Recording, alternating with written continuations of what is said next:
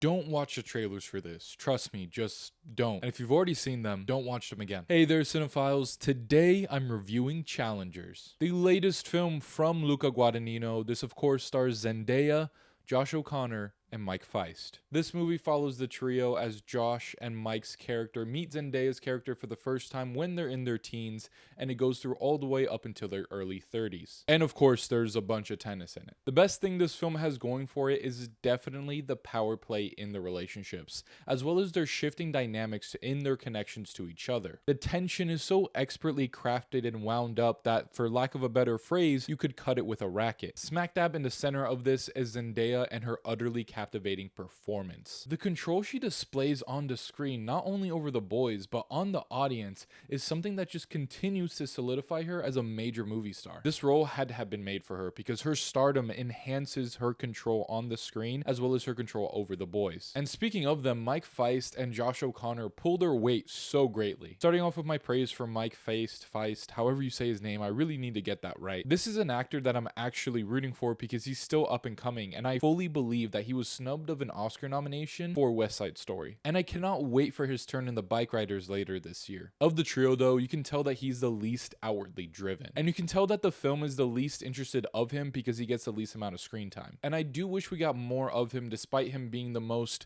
soft character of the three. And there's multiple avenues to get him more screen time in this film, whether it be his reactions to certain things or him just, I don't know, just being out and about. I just wish we got a little bit more of him. And I get that's part of his character that he's not fully putting everything out there for what he's thinking, but come on, I just needed a little bit more. And honestly, if it was just a bit more balanced with giving him one or two more scenes, the film would have been better for it. Moving on now to Josh O'Connor, I mean, he's great here. There's just no way around that. The more that's revealed about his character as a person, the more he digs into the role.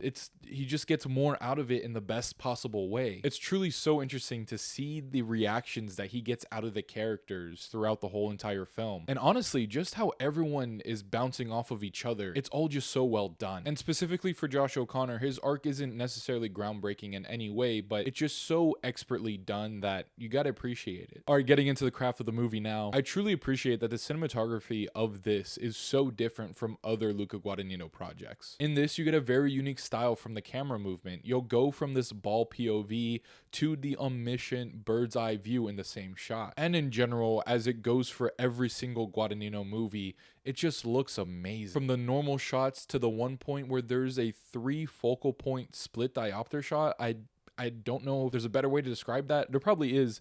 I just don't know the terminology, but there's one of those that happens, and I was floored by them doing that. Shout out to the score too, by the way. It's so synthy, and even though there are a couple of times where it's not played in the best way, where it's a little bit overbearing in a dramatic moment, and I understand they're playing into the melodrama of it all, but there's just a couple of times where it felt a little overbearing. But outside of that, it added so much to those scenes and the overall vibe of the film. I also want to say too that the story in this is told in a non-linear fashion. It might confuse some people, and I mean, some of the critics I saw it with, none of us knew, first of all, that it was going to be non-linear, and some of them felt it was a bit too time jumpy. For me personally, I wasn't sure if I was going to like it or not at the beginning, but I ended up loving that they told it this way, especially because there is a moment where this very specific layering just really hit home one of the scenes, and I enjoyed it all the more for that, because I don't know if it would have hit the same if it was a linear story. And in general too, just shout out to the setups and payoffs. There's one in particular that I was so hoping they would do,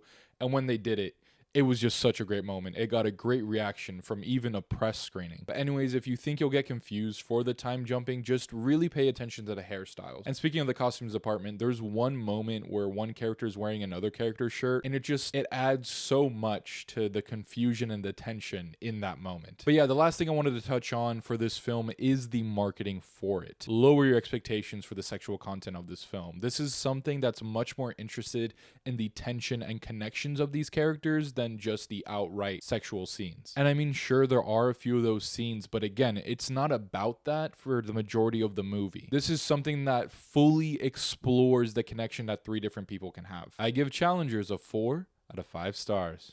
I can't wait for more people to watch this movie so I can finally talk about it with you guys because, well, a lot of my friends specifically really wanted to see this movie, and I don't think / hope it doesn't disappoint them. And I don't know if this is going to be the vibe for many people in the general audience, but if you're the type to enjoy a Luca Guadagnino movie, then I'm sure you're going to like this one because that man never disappoints. So definitely go and check this out if you want to see what will be some of the best performances all year long. But alright, those are my thoughts on challengers. Be sure to let me know what you think down in the comments below. Also, let me know your favorite Luca Guadagnino movie. As always, thank you guys for liking, commenting, and subscribing.